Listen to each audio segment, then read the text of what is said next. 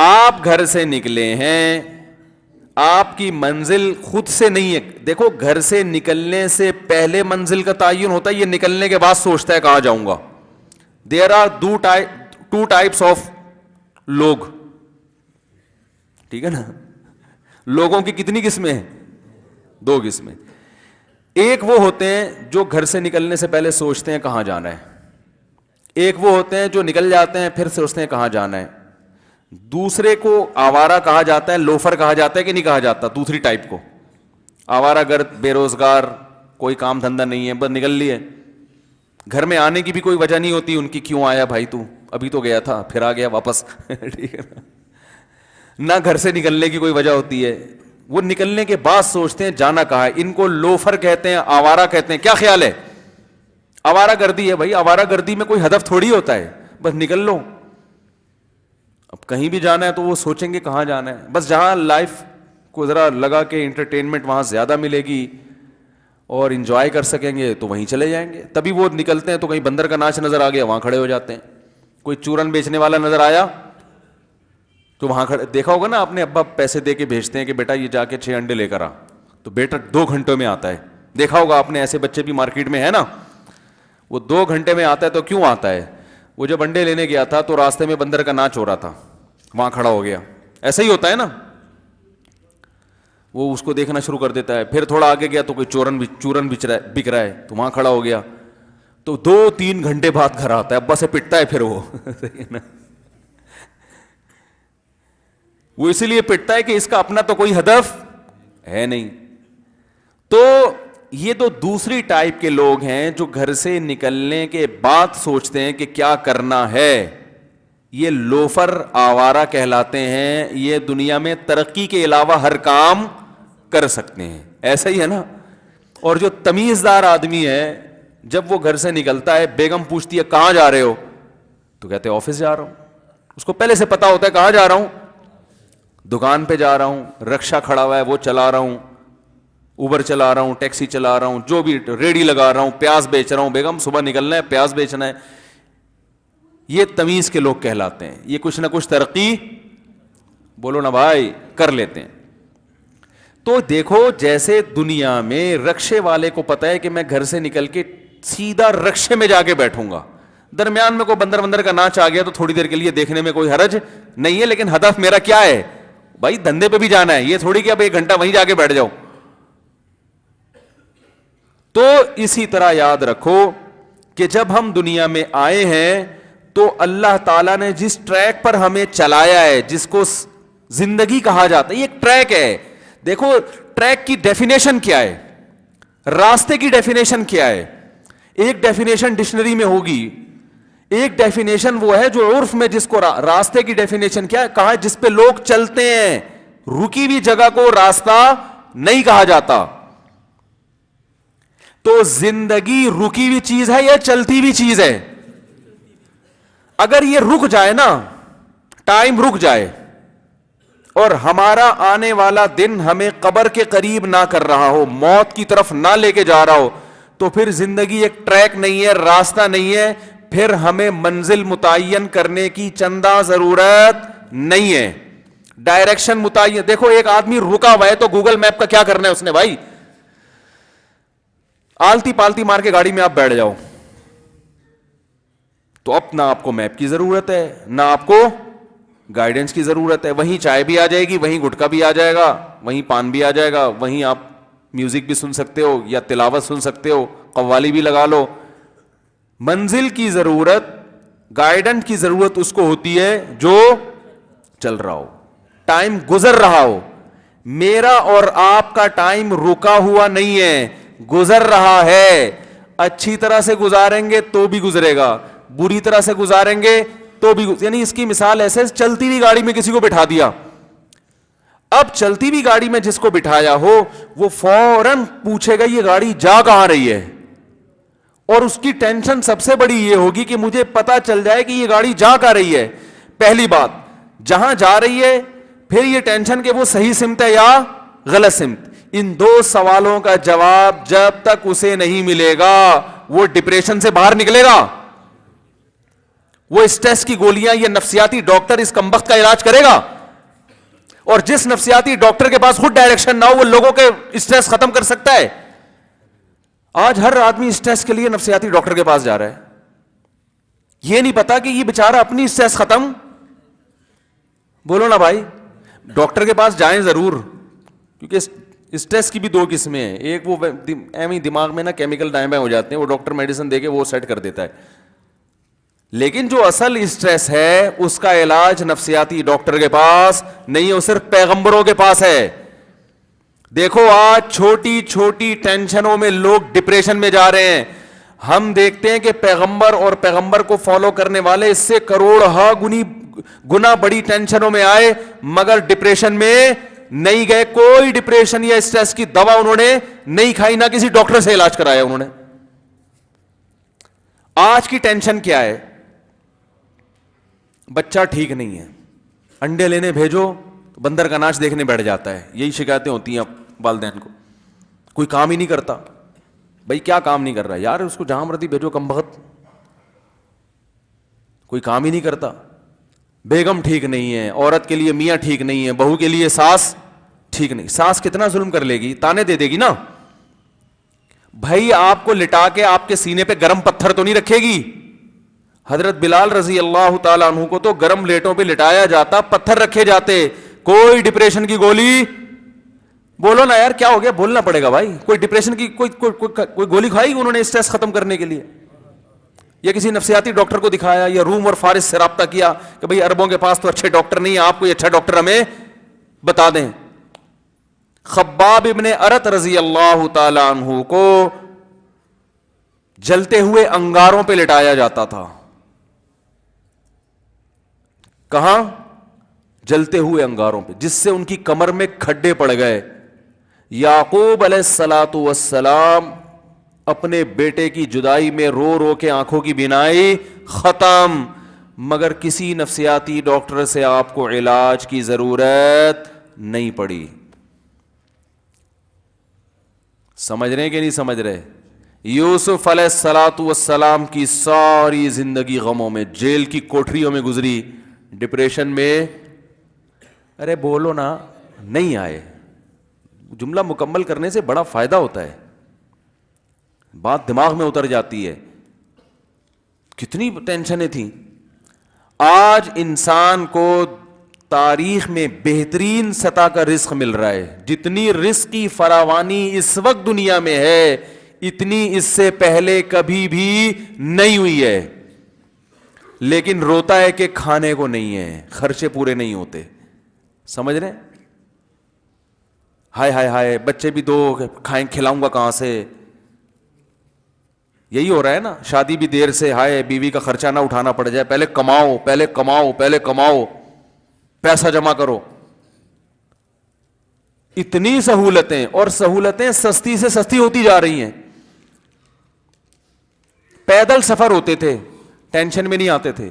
اب بس میں بیٹھ کے سفر ہو رہا ہے تو پاگل ہو رہا ہے ٹینشن سے. جو جہاز میں جا رہا ہے وہ جہاز سے چھلانگ لگانے کی کوشش کر رہا ہے، یار اتر جا نیچے بھائی، 2 گھنٹے ہو گئے ہوا میں. ہم ترکی میں تھے تو وہ ترکی سے واپسی پہ نا وہ جہاز ایئرپورٹ پہ ہی گھومتا رہا ہے 1.25 گھنٹہ. وہاں رش بہت ہوتا ہے تو لوگ ٹینشن میں کچھ کھڑکی سے نکلنے کی کوشش کر رہے ہیں، بھائی اتارو یار ہمیں، ہوا میں کب اڑے گا یہ. اتنی برداشت ختم ہو گئی ہے کہ ذرا سی معمولی سی بات پر ڈپریشن میں چلے جاتے. اور کوئی نفسیاتی ڈاکٹر بیٹھا ہوگا تو سب سے پہلے کھڑکی سے چھلانگ لانے کی کوشش کرے گا وہ کہ میں کہیں ڈپریشن میں نہ آ جاؤں.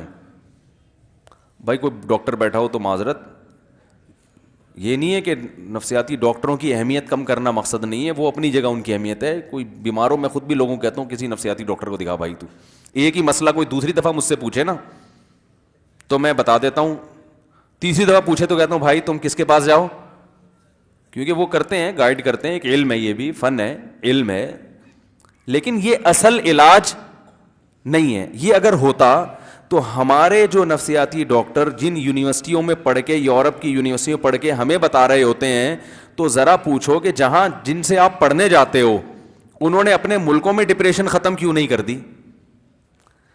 سب سے زیادہ ڈپریشن ان ملکوں میں ہے، ہم میں تو کم ہے. سمجھ میں آ رہی ہے بات کہ نہیں آ رہی ہے؟ ارے یہ علاج نہیں ہے، یہ اصل علاج نہیں ہے، یہ وقتی فائدہ ہے. جیسے سر میں درد ہو رہا ہے، 2 گولی پیناڈول کھا لو گے تو وقتی طور پہ ٹھیک ہو جاؤ گے، لیکن درد کی وجہ تو ختم نہیں کی نا آپ نے. بھائی کیوں ہو رہا ہے درد؟ تو جن ملکوں میں ہمارے ڈاکٹرز جا کے پڑھ کر آتے ہیں، ڈگریاں لیتے ہیں، وہ تو زیادہ پڑھے لکھے ڈاکٹر ہیں نا بھائی، استاذ تو زیادہ ماہر ہوتا ہے نا. تو بھائی ان ڈاکٹروں نے ان ملکوں سے اسٹریس کو، ڈپریشن کو ختم کیوں نہیں کر دیا؟ بلکہ وہاں تو اسٹریس ہول سیل کے حساب سے ملے گی آپ کو. ہر دوسرا آدمی ڈرگ لے رہا ہے، کوئی چرس پی رہا ہے، کوئی، وہ الگ بات ہے، چرس کو نام بڑا اسٹائلش قسم کا دیتے ہیں جس سے وہ لگتے نہیں ہے چرسی. ارے وہ چرس کا کوئی انگلش میں نام رکھ دیں گے، کوئی بڑا خوبصورت سا نا، anti depression, high potency heroin. جو ہیروئن ہوگی اس کو ہائی پوٹینسی کر دیں گے نا. وہ ہائی کا مطلب یہ ہوگا کہ یہ ہیروئن ہے.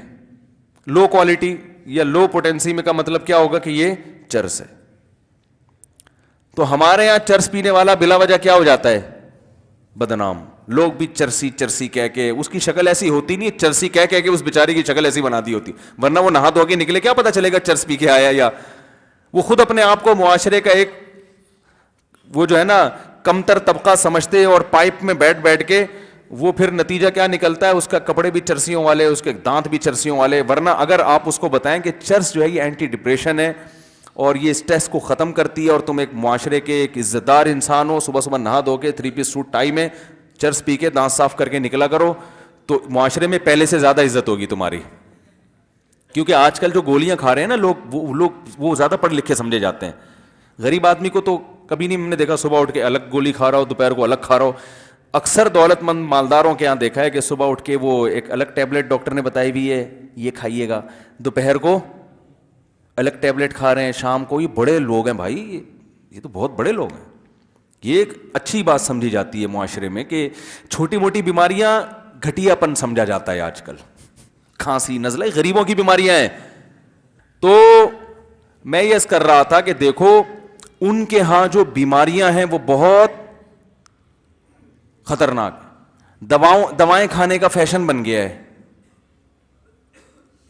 ہر دوسرا آدمی ڈپریشن کی گولی کا فیشن ہے، نیند کی گولی کھانا. اسی طرح اسٹریس کی جو دوائیں ہیں ختم کرنے کی، وہ بھی کیا کرتی ہیں، وقتی طور پر فائدہ پہنچا دیتی ہیں. انسان کو سمجھتا ہے میں ٹھیک ہو گیا. وہ بھائی اصل وجہ یہ نہیں ہے. اصل وجہ یہ ہوتی تو جن ملکوں سے یہ دوائیں آتی ہیں وہاں تو وہ تو اسٹریس فری ملک ہونے چاہیے نا. او بھائی وہاں تو وہ تو ہم تو اسٹریس میں زیادہ برین ہیمریج ہو جائے گا نا، خود نہیں مرتا آدمی، دماغ کی رگ اللہ پھاڑ دیتا ہے، مر جاتا ہے، فالج ہو. اللہ تعالیٰ سب کو بچائے ان بیماریوں سے. لیکن کھمبے سے خود جا کے چپکے اس کے ریشو ہمارے ملک میں کم ہے. وہاں تو ویب سائٹس بنی ہوئی ہیں میرے بھائی، کھمبے سے چپکنے کے جائز طریقے، ٹھیک ہے نا، جس میں آپ کو نقصان کم سے کم ہو، مر جائیں گے. ایسی ویب سائٹس ہیں، آپ تلاش کر لیں جا کے. جاپان کیسا ترقی یافتہ ملک ہے، میڈ ان جاپان لکھا ہو، بشرطے کہ جاپان کے اندر ہی لکھا ہو میڈ ان جاپان، تو فوراً آنکھ بند کر کے ہم وہ چیز لے لیتے ہیں. ہر چیز میں ایکوریسی ان کے، جس چیز کو انہوں نے ویژن بنایا اس تک پہنچ کر دکھایا کہ نہیں دکھایا. لیکن زندگی کا کوئی ویژن نہیں ہے کہ زندگی کس ٹریک پہ گزارنی ہے. اس پہ جاپان کے سائنسدانوں نے محنت نہیں کی ہے. راستہ گزارنے کے لیے درمیان میں جو لوازمات چاہیے ان پہ 1 نمبر کی ریسرچ ہے جاپنیز کی. ایسی خاندانی ریسرچ ہے کہ وہاں تک ہم 500 سال میں بھی نہیں پہنچ سکتے. ہماری اگر گاڑیاں بننا شروع ہوں اور ہم کہیں کہ جیسی سوزوکی جاپان میں بن رہی ہے ویسی ہم پاکستان میں بنائیں، تو اس کام کے لیے کم از کم 500 سال چاہیے. پھر بھی نہیں پہنچیں گے کیونکہ 500 سال میں جاپان اس سے آگے 500 سال نکل چکا ہوگا. کیا خیال ہے بھائی؟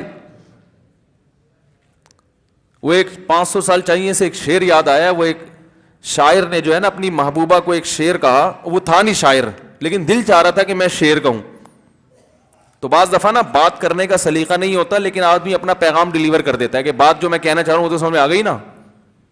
تو اللہ کرے میں بھی جو بات کہہ رہا ہوں طریقہ ہو نہ ہو، لیکن اللہ کرے جو بات میں سمجھانا چاہ رہا ہوں وہ کسی طرح سمجھ میں آ جائے، بے شک اسٹائل جیسا مرضی ہو.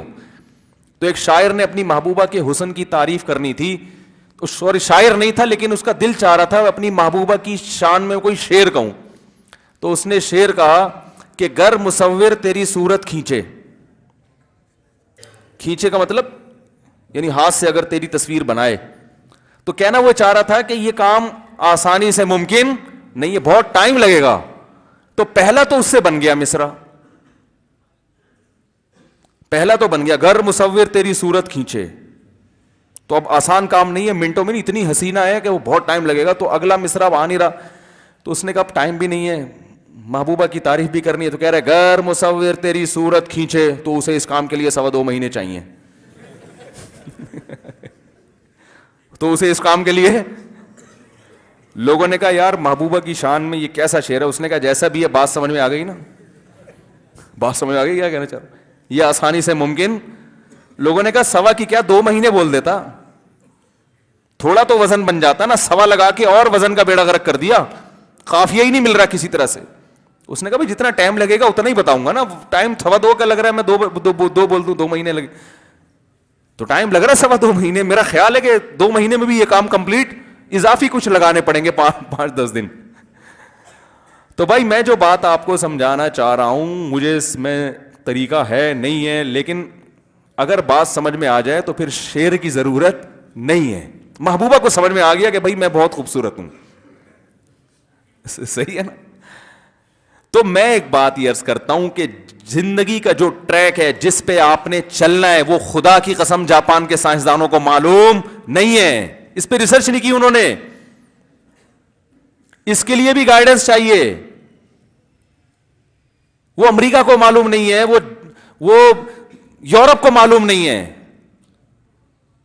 تو مسئلہ یہ ہے، یہ کیوں معلوم نہیں ہے یہ بھی بتا دوں آپ کو میں. دیکھو گائیڈنس انسان اس سے لیتا ہے جو خود آپ کے ساتھ سفر میں نہ ہو. بڑی خاندانی بات ہے، اللہ کرے وہی 2.25 مہینے میں بھی سمجھ میں آ جائے نا پھر بھی ٹھیک ہے، ٹھیک ہے نا. آپ بس میں کسی کے ساتھ سفر کر رہے ہیں، وہ بڑا پڑھا لکھا آدمی ہے، آپ اس سے پوچھ رہے ہیں کہ میں لاہور جا رہا ہوں ذرا بتاؤ راستہ کدھر ہے، تو وہ کہے گا بھائی میں بھی تمہاری طرح کا مسافر. وہ ہمیں گائیڈ کرے گا جو اس سفر میں خود نہ ہو، جس نے اس سفر پہ ہمیں چلایا ہو، جس نے بس میں بٹھایا وہ بتائے گا کہ کہاں جانا ہے، کیوں بٹھایا گیا ہے ہم کو.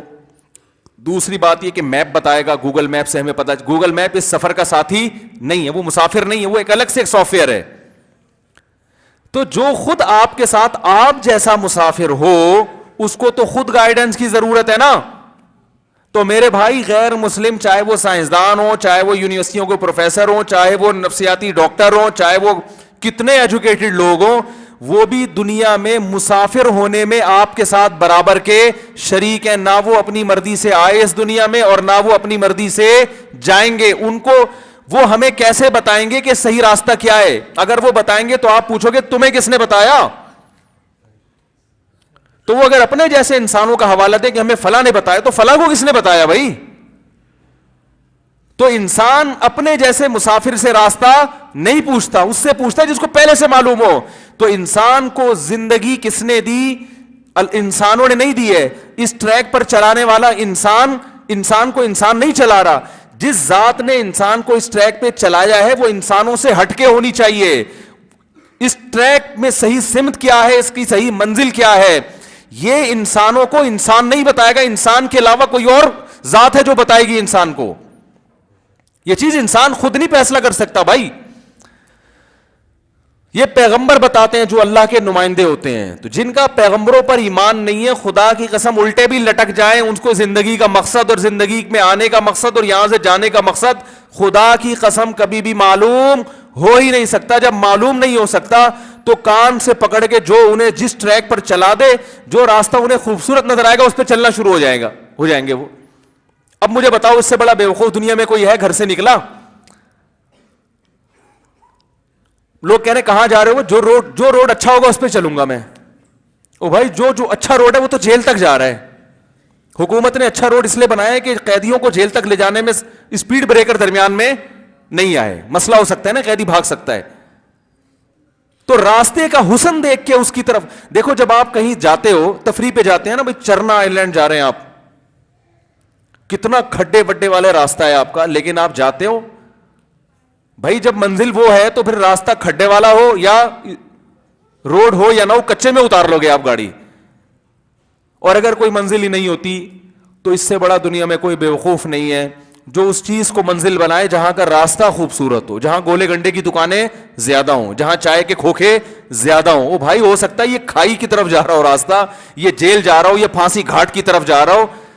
تو آج یہی ہو رہا ہے کہ دنیا دار آدمی جو مذہب کو فالو نہیں کرتے ان کی کوئی منزل نہیں ہے, ان کا کوئی راستہ نہیں ہے. وہ کہتے ہیں جہاں لائف میں انٹرٹینمنٹ زیادہ ملے, جہاں لائف میں ہم انجوائے زیادہ کر سکیں, جو راستہ زیادہ خوبصورت نظر آئے, ان کو فلم انڈسٹری کا راستہ زیادہ اس میں انجوائے ملتا ہے, ادھر نکل لیے. کوئی کھلاڑی بننے کی طرف نکل گیا, کوئی ہدف بنا لیتا ہے, پیسہ کمانے میں زیادہ مزہ ہے تو وہ میرے بھائی سابق صدر کا چھوٹا بھائی بننے کی کوشش کرنا شروع کر دیتا ہے کہ میں سارے ریکارڈ توڑ دوں پیسے کمانے میں. کسی کو زنا میں مزہ آتا ہے تو زنا کو راستہ بنا لیتا ہے. تو یہ سارے وہ احمق اور بیوقوف لوگ ہیں جن کی کوئی منزل نہیں ہے, جو راستے کو دیکھ کر منزل کا تعین کر رہے ہیں کہ جو سڑک اچھی ہے اس سڑک پہ چلنا شروع کروں گا میں.